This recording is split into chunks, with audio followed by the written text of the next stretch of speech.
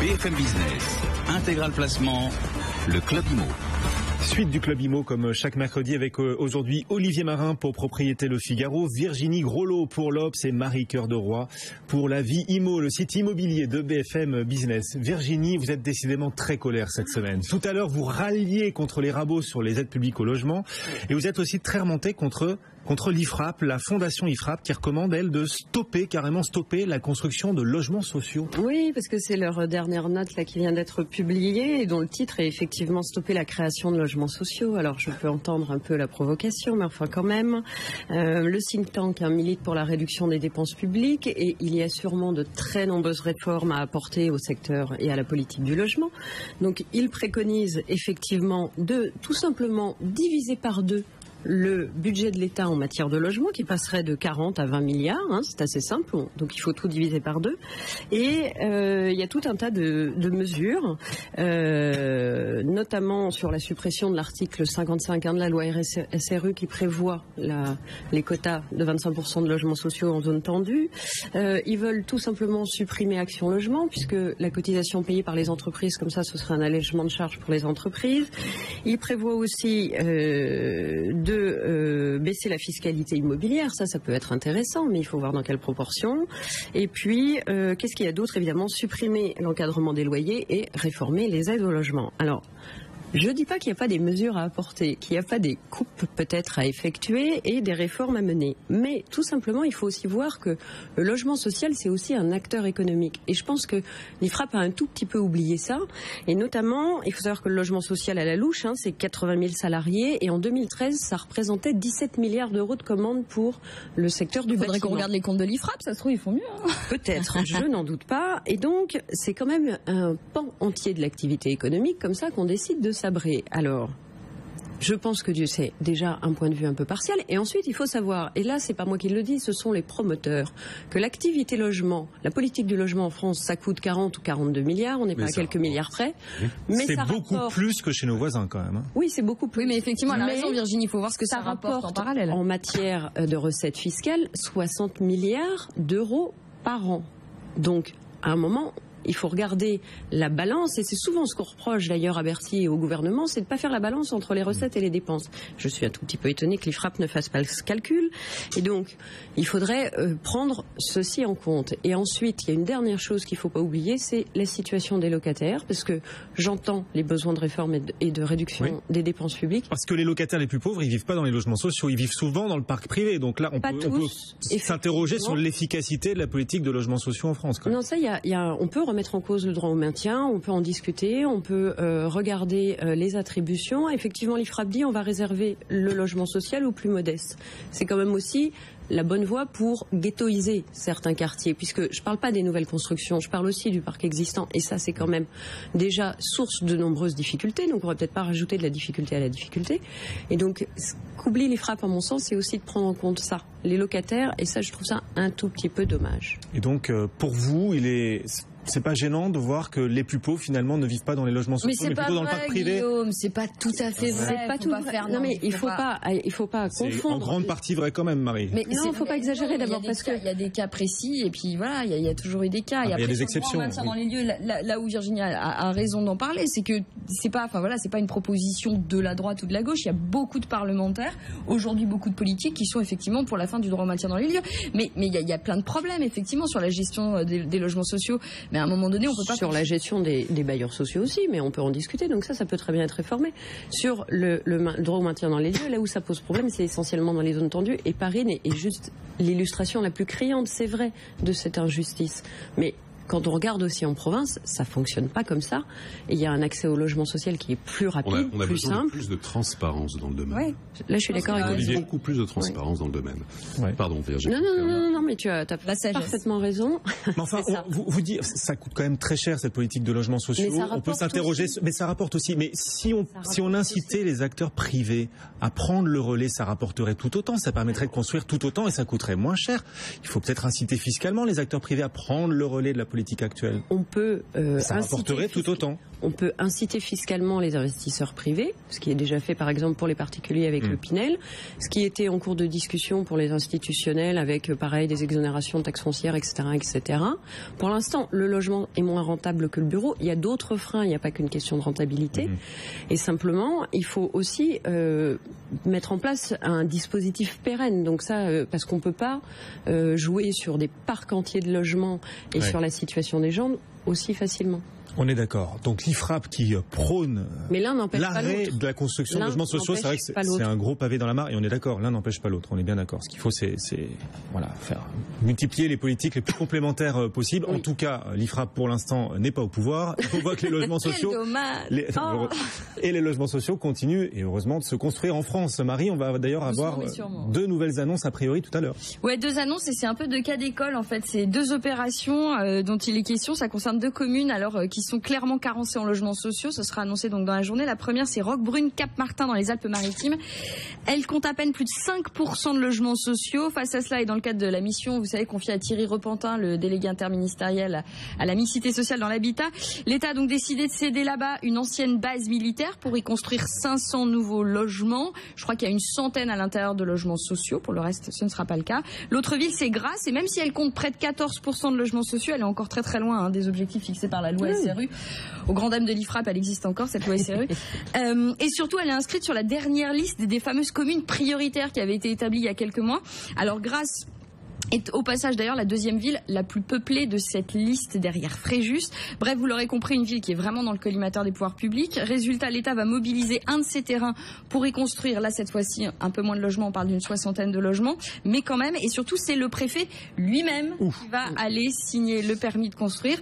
Donc là, l'État exerce, comme il l'avait menacé plusieurs fois, et comme il l'avait d'ailleurs mis ses menaces à exécution déjà plusieurs fois, son fameux droit de préemption. C'est ça, le préfet va signer, le maire sera spectateur. Exactement, sachant quand même, on nous dit que la mairie de Grasse fait quand même de gros efforts et qu'elle a changé un tout petit peu d'attitude depuis que ça a été pris en charge et que le délégué interministériel Thierry Repentin va sur place pour essayer de les aider à signer tout ça. Mais bon, voilà, on a encore un cas de construction. Et c'est des petites gouttes d'eau dont je vous parle, mais bon... c'est là où par contre l'IFRAP a sans doute raison, c'est en voulant mettre en place des politiques régionalisées du logement, parce que là par exemple s'il y a besoin et notamment de logements sociaux dans ces villes à avec une forte activité touristique, c'est pour loger des publics qui n'ont pas les moyens d'acheter des villas très très belles mais très chères et qui aussi ont des emplois saisonniers, qui bougent. Enfin, il faut adapter le logement à la vie des gens. Donc ça, ce sera l'un des enjeux de la présidentielle d'ailleurs, de régionaliser absolument les politiques du logement. Ça c'est une bonne idée. On va en parler. Pas tout. On va continuer d'en parler bien sûr tout au long de cette campagne présidentielle qui va bientôt s'ouvrir. Olivier, l'une des solutions aussi ce serait de combattre plus efficacement les logements vacants qui sont toujours aussi nombreux. Oui, alors ça, notamment Emmanuel Cos est parti en guerre la semaine dernière lors d'une conférence de presse sur le logement abordable. Elle a annoncé parmi les pistes une mobilisation des logements vacants pour les ménages les plus modestes. Alors l'objectif c'est 50 000 logements par an pour 115 000 ménages en 3 ans et un dispositif dont on ne sait pas trop, mais il devrait être lancé à l'automne pour favoriser la libération de logements vacants, un dispositif fiscal. Il faut savoir que la mairie de Paris en a lancé aussi également, la mairie de Paris qui veut lutter contre ces logements vacants. Alors comment? C'est en taxant. Au dernier Conseil de Paris, elle a voté le principe donc de l'alourdissement de la fiscalité sur ces logements vacants et les différentes résidences secondaires. Il faut savoir que Paris compte 1 150 000 logements privés.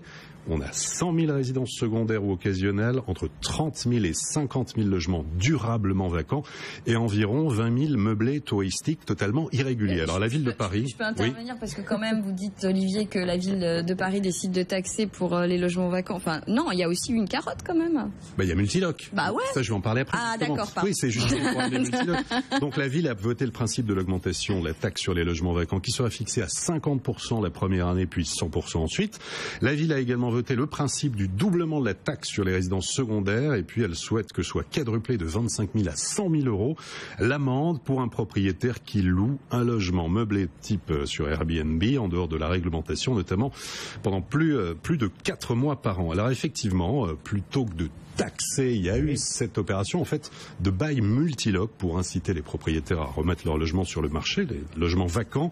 Le deal, on le rappelle, le propriétaire bailleur signe un contrat, on lui offre une prime de 2 000 €. La mairie s'engage aussi à l'aider à réaliser des travaux. Il y a une aide de 2 500 jusqu'à 10 000 €. Alors, on n'a pas le temps de rentrer véritablement dans le détail. Il faut savoir que c'est intéressant quand même aussi pour le locataire parce qu'il a un loyer minoré. Mais la question, c'est est-ce que ça marche ? On a enquêté un petit peu dessus. Pour l'instant, ça ne marche pas très bien parce qu'il n'y a pas la rentabilité locative derrière. La mairie de Paris veut de nouveau en parler. Je pense qu'elle va en parler d'ici quelques jours pour essayer de faire encore plus connaître quand même ce bail multiloc à Paris. C'est la preuve que finalement, vaut mieux taxer que... Petite précision sur la taxe quand même. Il faudra que ce soit voté en loi de finances. Absolument. Là, pour l'instant, c'est un vote de principe. Vote de principe. Ne nous affolons pas trop non plus. C'est ça, le combat contre les logements vacants, en tout cas, continue, se poursuit. On en suivra les prochains épisodes. Il y aura plus de logements aussi à mesure qu'on en construira. Et justement, Olivier, le concours des pyramides bat son plein. Quelle transition. Concours pour récompenser les meilleurs programmes neufs. Oui, la Fédération des promoteurs immobiliers organise pendant 2 jours donc son congrès annuel sur bilan, les perspectives, le logement neuf. C'est à Nice durant 2 jours. Et il y a cette année un nouveau prix. C'est les prix du grand public pour les plus beaux programmes immobiliers neufs. En fait, il y a 3 finalistes, on connaîtra le gagnant ce soir. Alors les 3 finalistes, on va voir en images. Donc le premier, c'est un programme qui est à La Baule. Je chausse mes lunettes pour regarder le programme de La Baule. Programme à La Baule qui s'appelle le Crystal Plaza. En fait, on a 25 appartements près de l'ancienne gare de La Baule-les-Pins. Architecture en arc métallique et balcon translucide signé par une agence qui s'appelle Guimbert. Deuxième finaliste, c'est la résidence Osmose. On est à Marseille, dans le 10e arrondissement, autour des quartiers de Saint-Loup et de Pont de Viveau. C'est une résidence contemporaine, 174 logements. Moi, je vote La Baule. Appartement du T2 au T5, aménagé sur 7 niveaux avec terrasse et vue dégagée vers les collines ou la ville. Et puis le troisième. Pour ceux qui nous écoutent en radio, vous pouvez aussi découvrir les images en télé. Vous savez que BFM Business est diffusé aussi à la télé. Troisième programme. Et puis le troisième finaliste, donc c'est Esprit Paris 17 à Paris. C'est un programme. Là, on est à 200 mètres du métro Guy Moquet. C'est près du square des Batignolles, pré-commercialisation qui a déjà eu lieu. Il reste à vendre 4 appartements dans la résidence. Les prix vont alors pour vous donner une idée, du studio de 25 mètres carrés à 314 000 € jusqu'aux 4 pièces, 101 mètres carrés avec vue sur la Tour Eiffel et le Sacré-Cœur proposé. Il en reste un à 1 200 000 €. Merci Olivier, merci, voilà. C'est gentil. Voilà, les pyramides, et on connaîtra le vainqueur ce soir, c'est ça, oui. Pour ces nouveaux programmes neufs. Vous plutôt La Baule, le programme de La Baule. Moi, je choisis La Baule. Bon. Virginie, La Baule aussi, c'est plus accessible quand même. On verra si vous êtes raccord avec le grand public, puisque c'est un prix grand public. Prix grand public, il y a 9 prix au total. Olivier, il vote pareil de toute façon. Oui, bien sûr. 17e de préférence.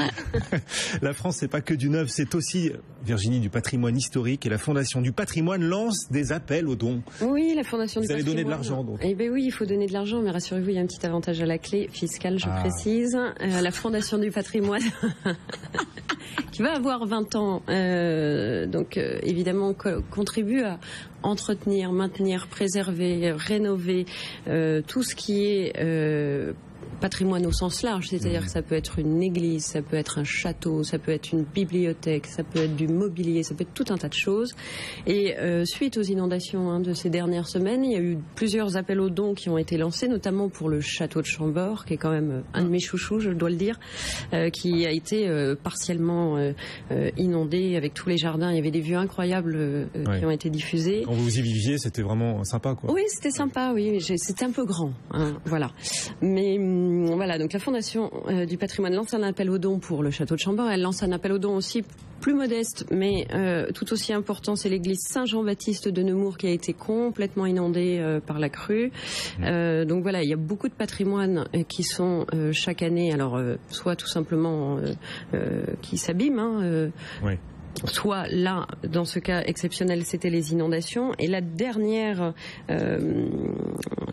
dernier bâtiment qu'on peut aider. Voilà, le dernier bâtiment qui a été présentant. Non, c'est pas non, ça va, mon appartement va bien. C'est la Maison Sublime à Rouen, qui est en fait une maison qui avait été découverte dans la cour du Palais de Justice de Rouen. Le sol, incroyable. Ouais. Voilà, le sol s'était effondré et il s'agirait... alors on ne sait pas d'ailleurs de quoi il s'agit exactement. Ça peut être soit une résidence privée, soit une synagogue, soit une école rabbinique, et ce serait sans doute l'un des bâtiments médiévaux les plus anciens, voire le plus ancien juif au monde. Ah oui. Et donc, il prend l'humidité, il y a des développements de moisissures et tout. Et donc, on peut aider ce bâtiment en donnant à la Fondation du Patrimoine qui lance des appels aux dons. Donc, c'est d'actualité. Et il y a une carotte fiscale au bout. Elle est incitative, rapidement, Virginie. 70% du montant du don jusqu'à 20% du revenu imposable et jusqu'à 75% et 50 000 euros pour l'ISF. Ah voilà, vous savez tout des grandes tendances et des opportunités sur ce marché immobilier grâce à nos 3 experts. Virginie Grolot pour l'Obs, Olivier Marin pour Propriété Le Figaro et Marie-Cœur de Roy pour La Vie Immo. Et vous prenez tous les 3 l'avion ensemble. Vous partez où là? Pourquoi vous prenez l'avion ensemble? On va au soleil. Mais c'est ça, on prend des vacances. Il y a un événement immobilier, c'est ça dans le sud. Le congrès de la Fédération. On va aller voter la boule. On va aller voter la boule. Ce congrès où on retrouvera demain, depuis Nice et en direct, Marie-Cœur de Roy pour sa chronique habituelle de 10h15. À demain, Marie, en duplex alors. À demain. Et bon vol à tous les 3 alors. Merci. Vers Nice. Et le soleil de Nice, ça va vous faire du bien de prendre un peu le soleil parce qu'il fait un temps pourri, on en a marre. Le CAC 40 gagne 1,7% aujourd'hui.